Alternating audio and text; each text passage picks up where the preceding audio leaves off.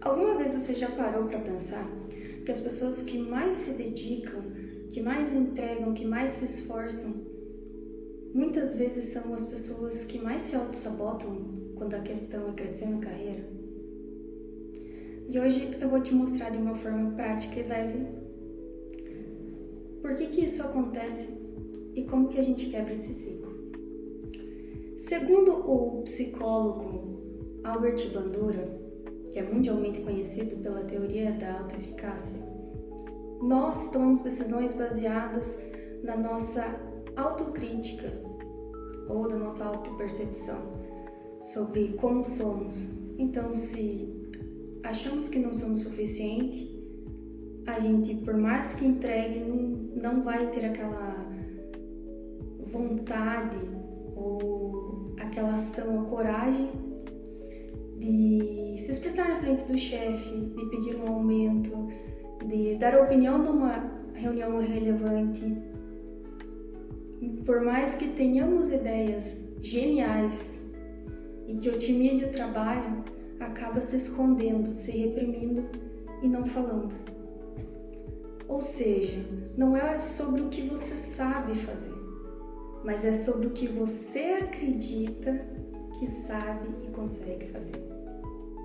E quando o indivíduo já sofreu de críticas, pressão, comparação, mesmo que de forma leve, o cérebro cria o que a neurociência chama de memória emocional de proteção. A APA, Associação Americana de Psicologia, explica que o cérebro aprende a evitar o desconforto para preservar a energia emocional. O que seria isso?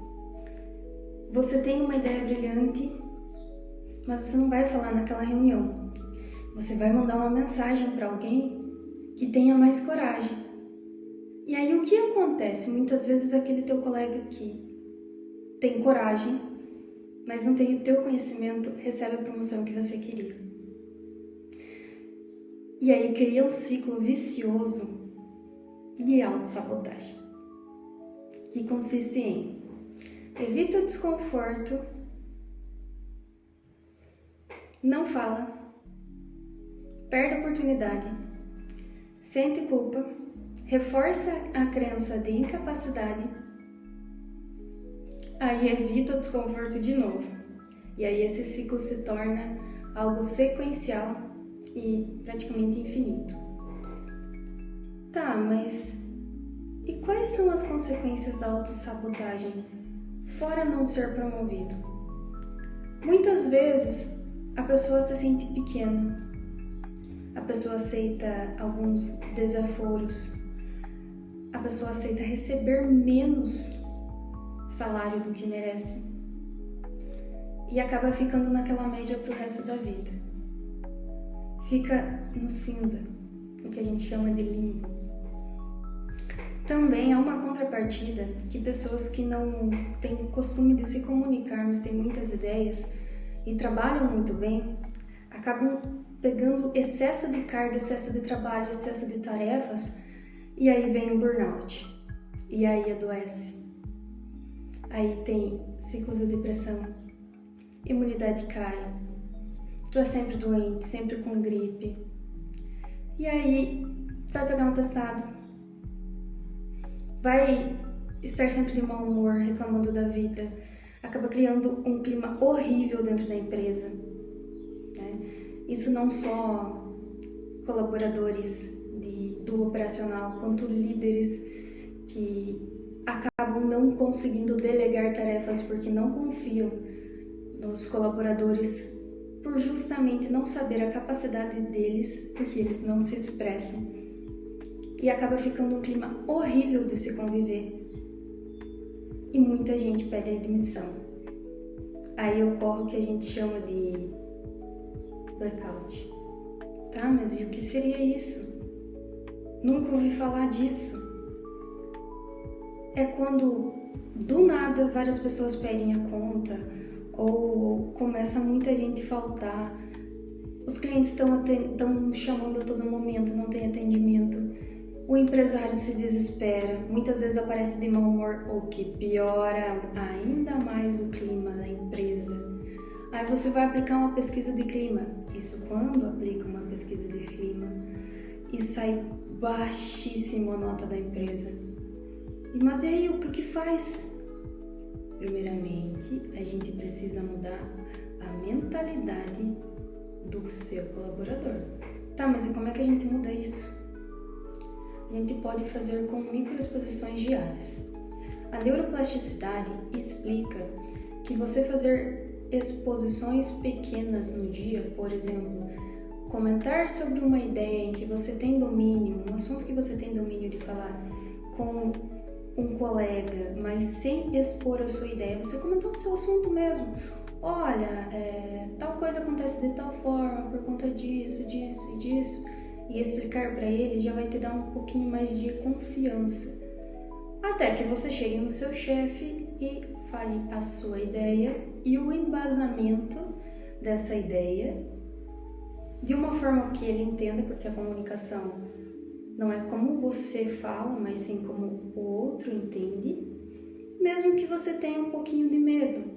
Não tem problema, nunca vai ter o problema em você ter medo.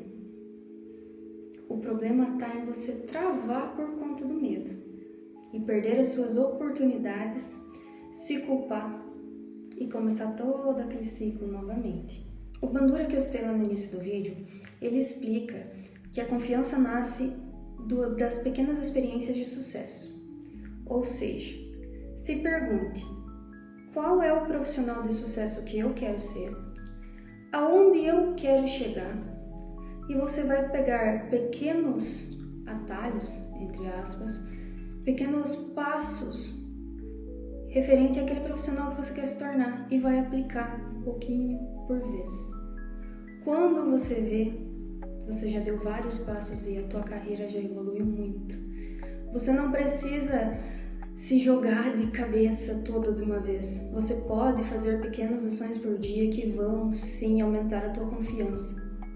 Isso serve não só para o trabalho, tá?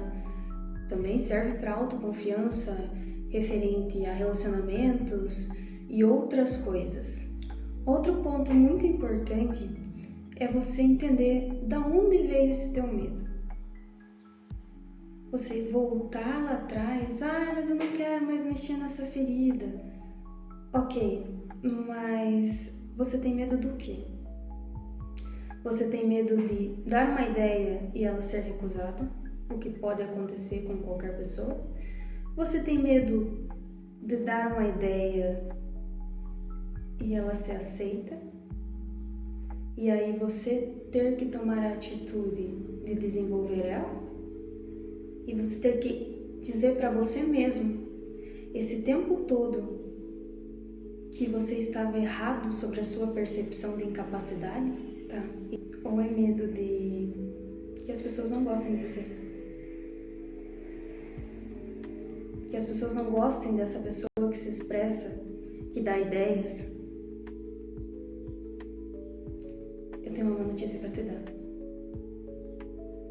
Algumas pessoas vão amar você, vão gostar de você, vão te fazer crescer profissionalmente, vão acreditar no teu potencial, exatamente porque você dá ideias, porque você tem coragem, apesar do medo, porque coragem não é agir sem medo, mas é agir apesar do medo. E tem muitas pessoas que vão te odiar exatamente pelo mesmo motivo. E quem tem que acreditar em você é você mesmo. Se você sabe das suas capacidades, qual dessas 3 opções você mais se identifica? E a última, mas não menos importante, é a assertividade. O que é ser assertivo? É você dar a solução ou apontar um ponto de melhoria, sem você ser duro. Você não precisa ser grosseiro com ninguém. Você pode trazer a problemática e a solução de forma clara, de forma leve, com que o outro também entenda o que você está tentando expor. Fazer com que comprem a sua ideia. E um adendo. Se você quer ser líder, se você tem essa vontade, se você sente que você vai ser um empresário, um gerente, se você sente que a sua carreira pode ser maior, mas você se sente pequeno, você precisa de ajuda. E precisa aprender a aceitar ajuda. O que seria essa ajuda? É ter um treinamento. É muitas vezes você ler um livro. Eu tenho um exemplo bem clássico aqui, que é o Motivação, Definições e Metas. Como definir e alcançar metas e inspirar outros. Ele é do Jim Cairo. É muito bom porque ele tem algumas perguntas que você se faz referente aos teus objetivos, às tuas metas e como alcançar, como se desenvolver. É onde você está e é onde você quer chegar. Também é muito importante você ouvir o outro. Você tratar todos como você gostaria de ser tratado. Porque se você tem essas crenças de que você não é capaz, se alguém te diminuiu, como você se sentiu nesse momento? Se sentiu triste? Você se sentiu para baixo? Diminuído? Por que você acharia justo fazer isso com outra? Sempre aponte os pontos de melhoria e peça para essa pessoa te ajudar com os pontos de melhoria dela. Ela mesma vai achar a solução. Críticas são bem-vindas quando elas são construtivas. E eu tenho uma frase que eu costumo dizer muito. Se você não tem nada de bom para dizer pro outro, não fala nada. Às vezes você não tá sabendo por que aquela pessoa está de mau humor naquele dia. Por que aquela pessoa anda cabisbaixo? O que aconteceu lá na família dela ou em casa? Ai, mas não pode misturar trabalho, não pode misturar com vida pessoal. Gente, somos seres humanos. Não existe. Eventualmente vai impactar. Tem um ditado que diz assim: ao tocar outra alma humana, seja só mais uma alma humana.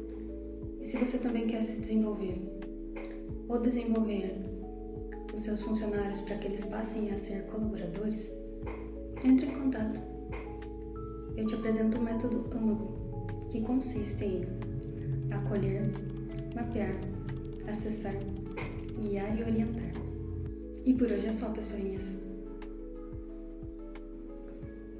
Até a próxima.